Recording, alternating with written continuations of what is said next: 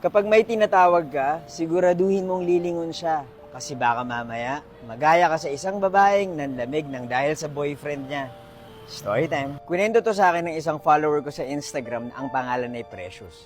Taga Bicol siya at ang sabi niya, nakita raw niya ang doppelganger ng boyfriend niya. Mag-aalas 6 na yun ng gabi at malapit ng dumilim. Naisipan ni Precious na sunduin yung boyfriend niyang si Leandro sa bukid.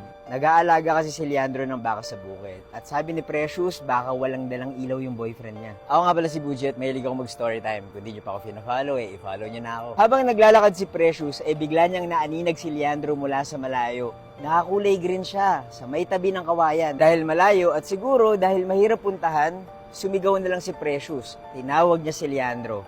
Paulit-ulit siyang sumisigaw, pero hindi siya nililingon ng boyfriend niya. Hanggang sa biglang dumilim na at hindi na niya nakita yung boyfriend niya. Naubusan na siya ng pasensya at naisip niya bumalik na lang sa bahay nila Leandro. Doon na lang siya maghihintay.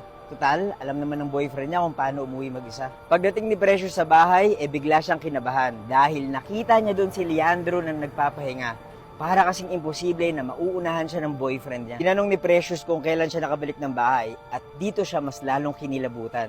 Dahil ang sabi ng lalaki, kanina pa, hinihintay kita. At pagtingin ni Precious, kulay itim yung damit ng kausap niya.